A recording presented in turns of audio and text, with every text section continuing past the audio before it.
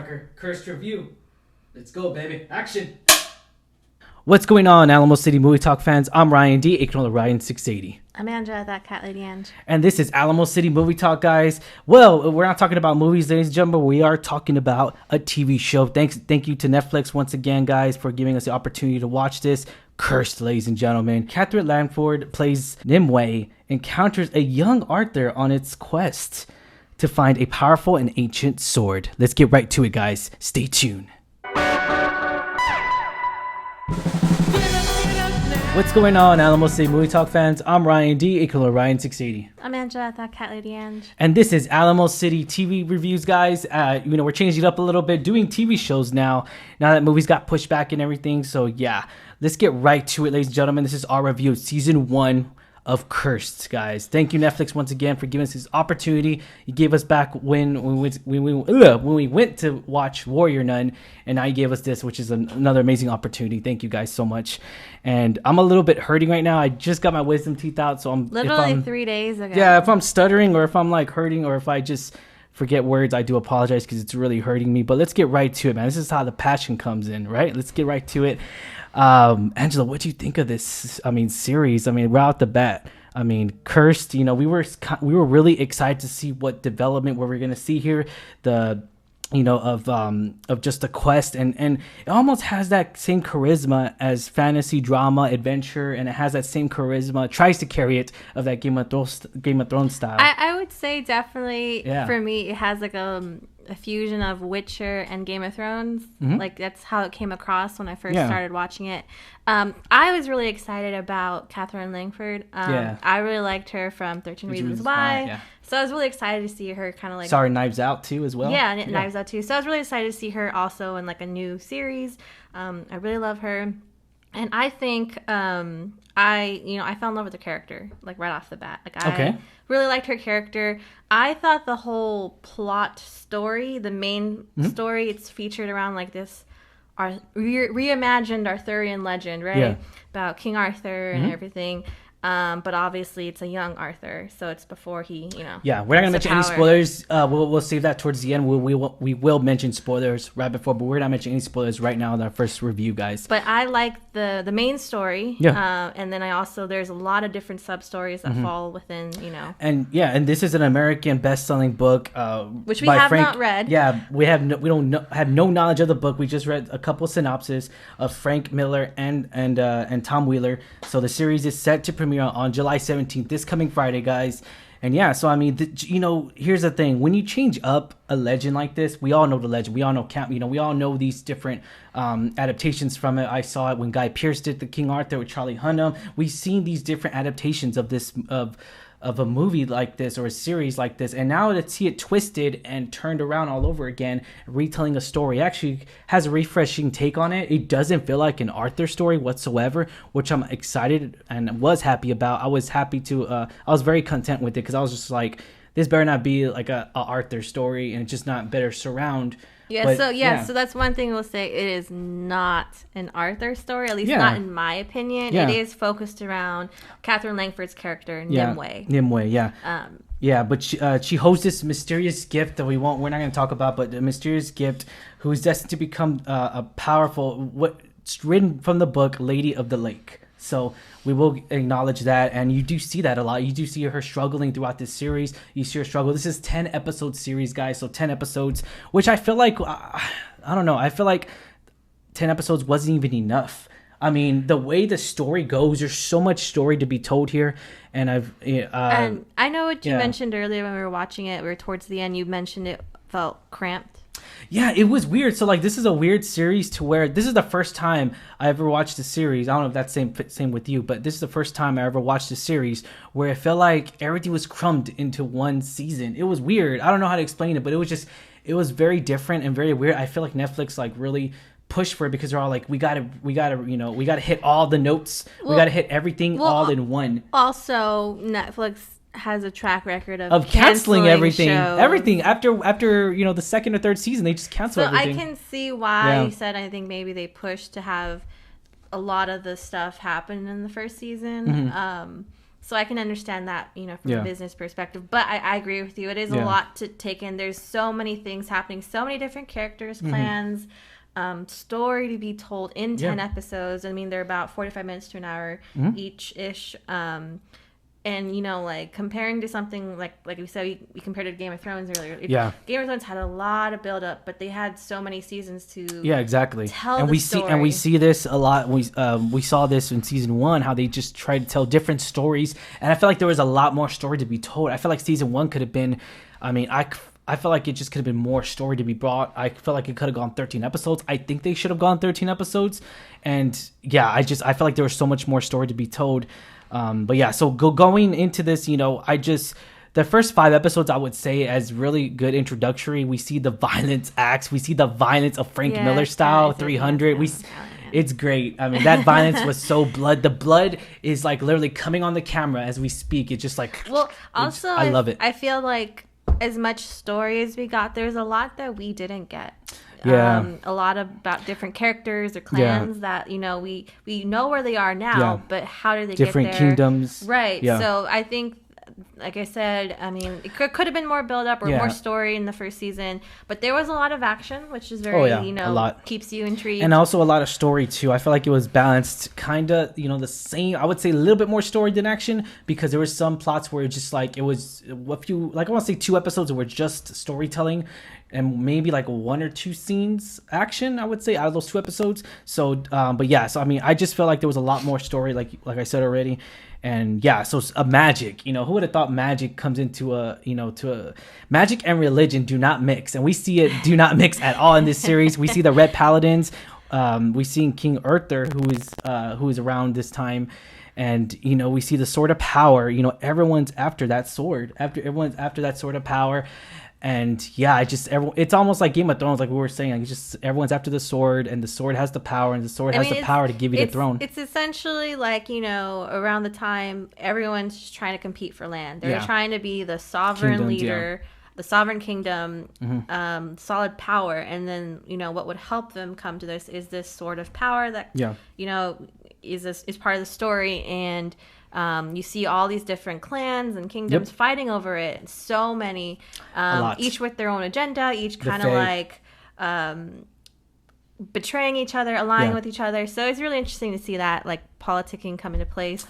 Yeah, it's also very different, and it looks like they didn't spare any expense when it comes down to special effects as far as makeup design for the Fae. We saw that, and we saw so many different kinds of creatures and so many different kinds of just. Yeah, I guess when it comes down to it, just different religions, different aspects of religion, and we see that a lot. We see the themes are very familiar, I would say, in our own theme of religion, and it feels like we can relate to it because it kind of oversees it too much. It kind of when I mean oversees it, I mean get a little too hardcore there, Father. The Red Paladins, they go a little overboard. Historically, Christianity and Catholicism aren't really forgiving. Let's just say magic, science, and religion doesn't mix up. They don't mix. Yeah, we'll say that. A lot of war. Especially in those times where, religion was very powerful.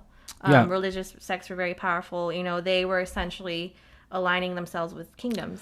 Yes. So. One thing I would say, though, I love the transitions. The transitions where they show, like, y'all know what we're talking about. Storybook illustration. And I love that because it shows us, like, this is where the original art came from. This is where the, comes back from a best-selling book. And this is exactly what we're going to go to. We're going to show the original content. The original creators were involved in this. And I love that every single bit about it.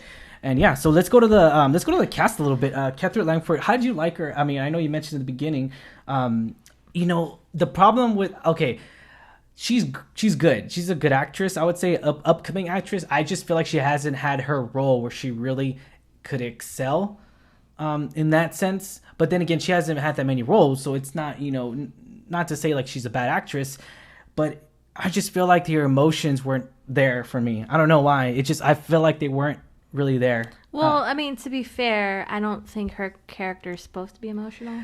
Well, we'll talk about that in spoilers, but yeah, so it was very different, especially when it came down to like this, the season finale of this of season 1, and I felt like it was just anticlimactic. I would say I wanted more from her.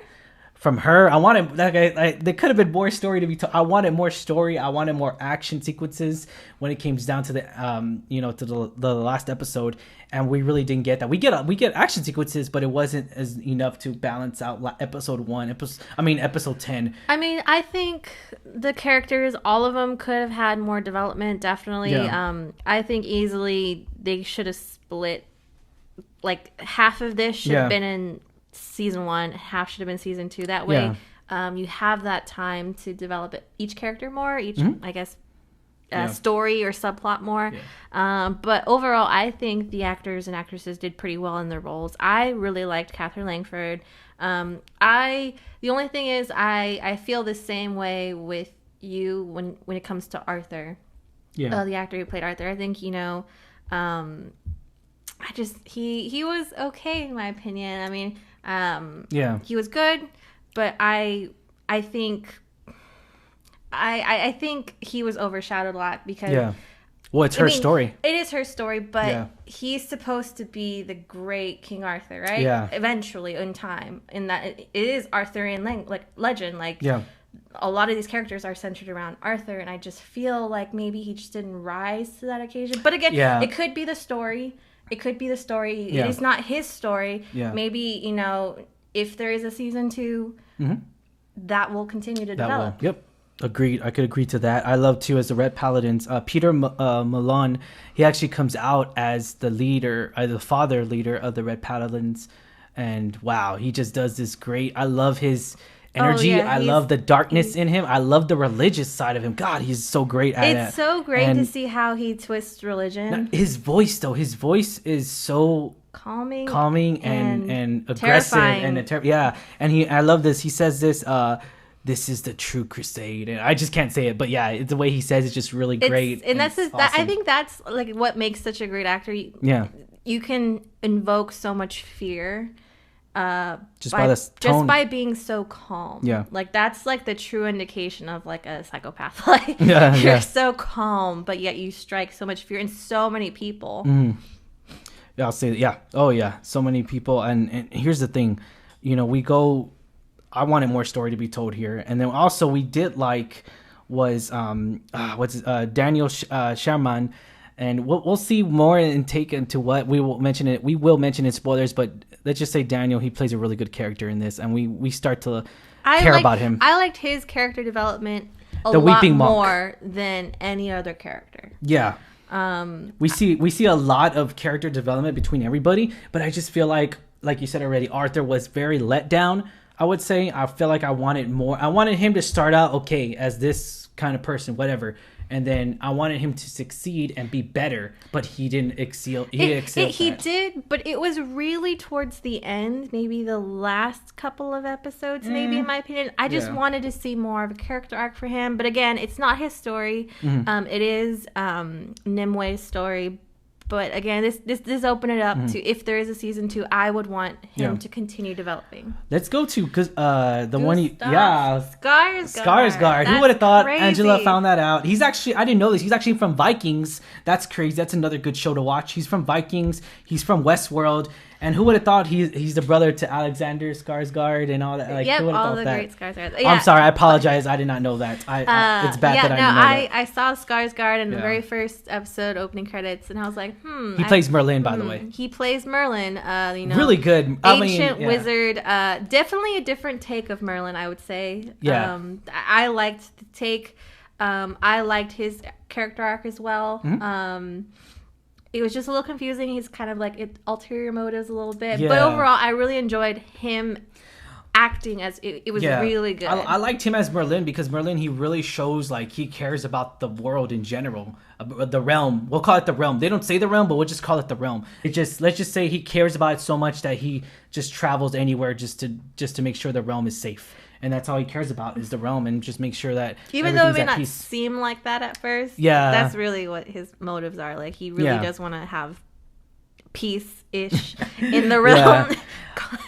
Is this the TV show we deserved, Angela? I mean, what would you say? Yes or no? Or I would say yes. I mean, I'm a big fan of sci-fi and fantasy and and drama, adventure, all that. So I mean, I would say I would say we deserve. I'm gonna say yes too, because the violence was so done very well. The violence was just off the chain. It was gory. I loved it. The bloodiness. It wasn't over the top. I gotta admit, because I do not like over the top. Yeah, I know. Yeah, but it was violent. 300. But it was 300. Like that's Frank Miller and Zack Snyder. It's just Zack Snyder wasn't involved in this, but yeah, I mean that's 300 style. I mean, I love that. It carried that same violent charisma that I loved and adore in action sequences, in action movies, in action series. It needs this. Every movie needs to have this goriness. I loved it.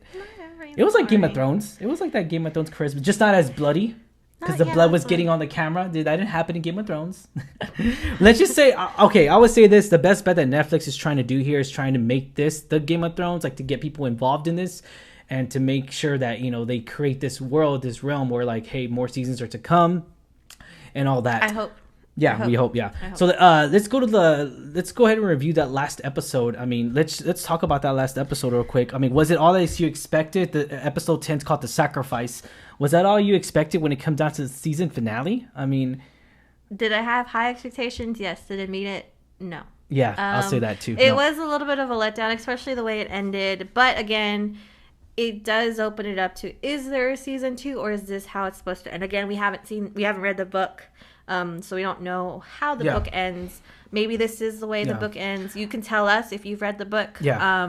I would say if we got the last 10 minutes of episode 10, if we got that same tone and that same feel, that same violence that we got in the last 10, 15 minutes of episode 10, The Sacrifice, if that was throughout the whole episode, that would have saved it, I would say. I would say that because it just showed so much. It was almost like a weird sense to where it was directed another way, but it was showed us it was weird. It was just episode 10, the season. You don't end a season like that, I would feel. But put on the comments down below, maybe you loved it. Tell us why you loved it, and yeah, so we apologize if y'all loved it and we hated it or whatever the case may be. I didn't hate it. It's just I think it could have been better. But again, I have not read the book. I can't compare this to the book.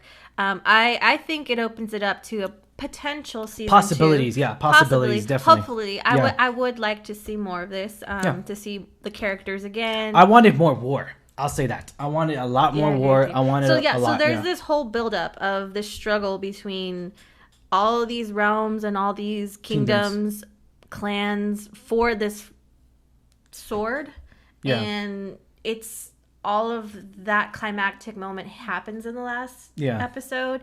And the episode itself is only 45 minutes, and it's not even the whole episode. 59 minutes to be exact. So so it's I wanted a bit longer. It felt very crammed and rushed to me, in my opinion. That's what I thought too.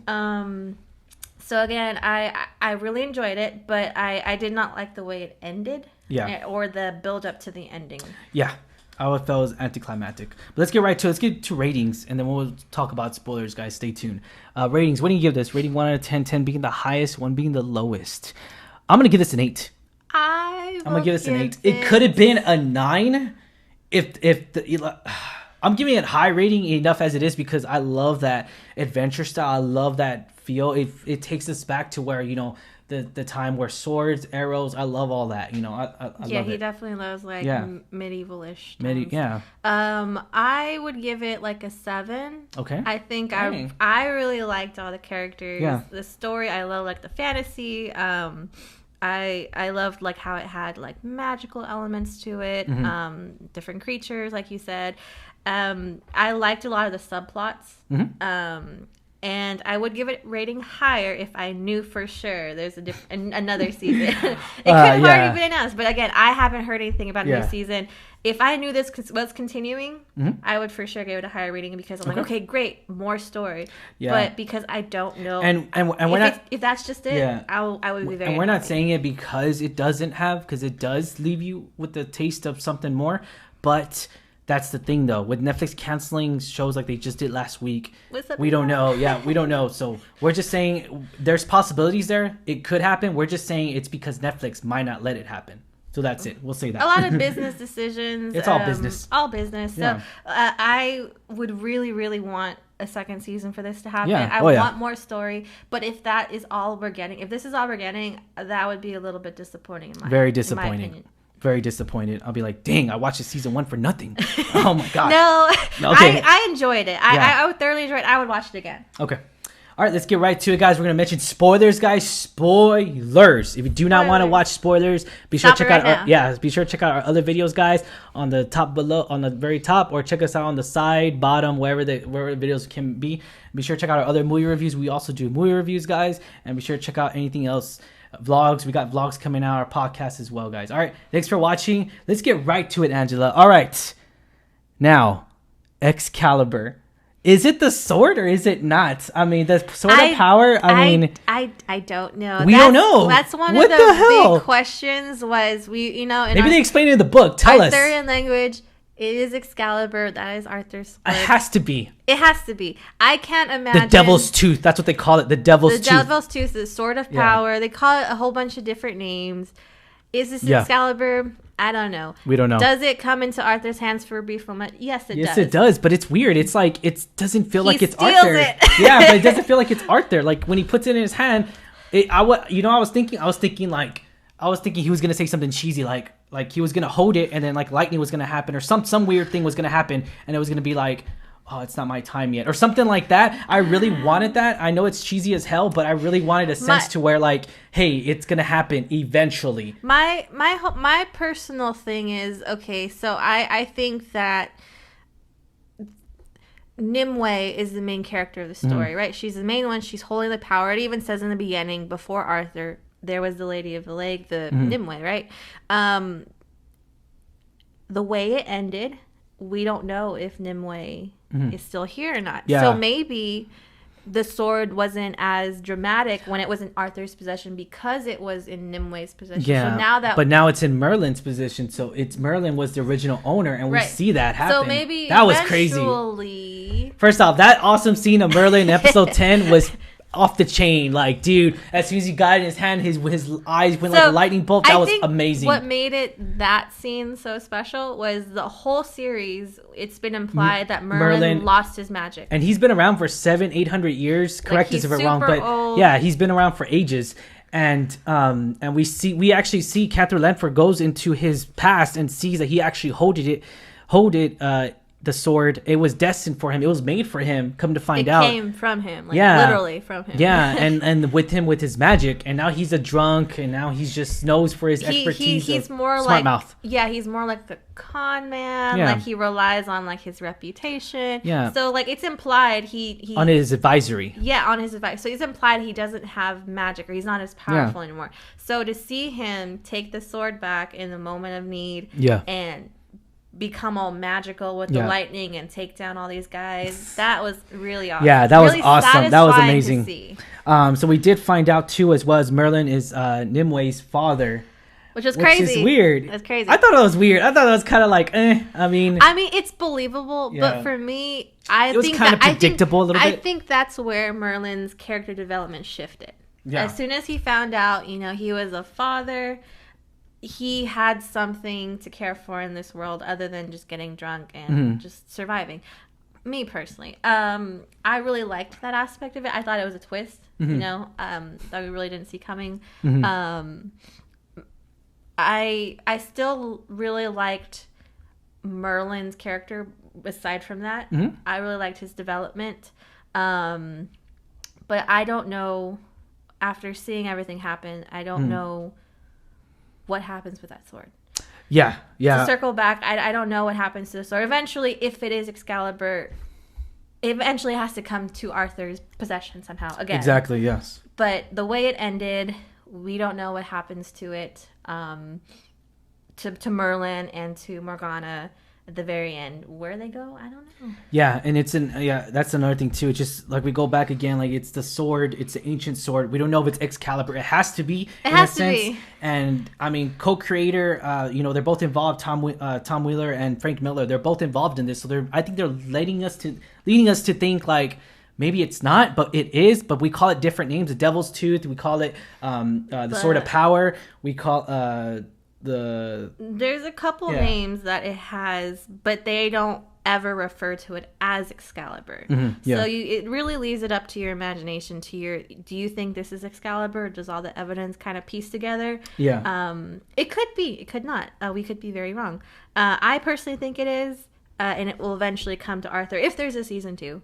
And it will be his sword eventually, especially if Nimue is no longer with us, sadly. Yeah. I think she is. She survived. She has to be, but if she does, where her story goes after this, I don't know.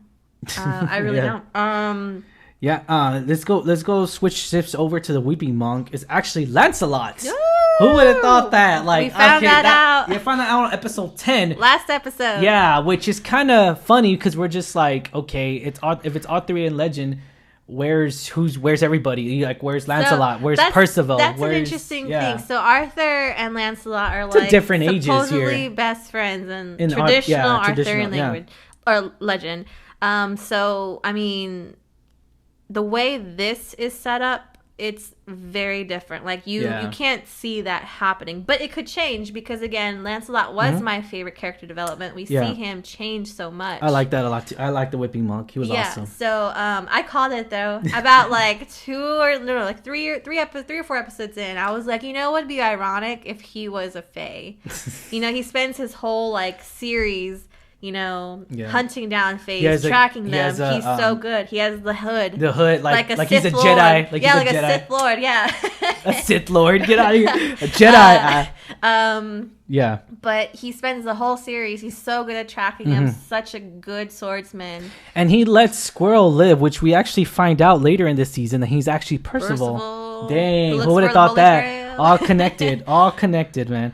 It's all connecting in so many different ways here.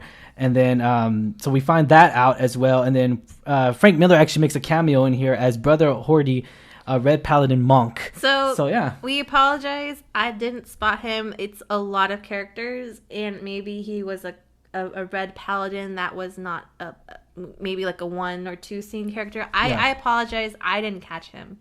I wish I did. I wish I had seen it. I'm gonna probably go back and rewatch it. We'll go back and check it out. But I thought that was really cool that he was a little small cameo.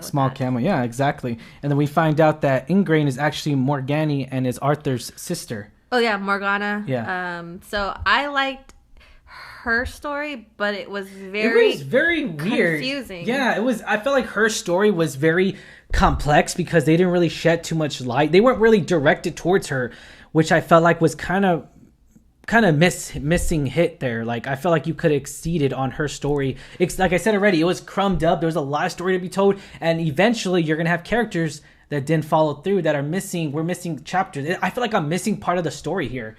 You get a general sense of what happens to her. But and she becomes Death in the very end. She becomes, like, I think they referred to her as the Widow or Death. Widow, yeah.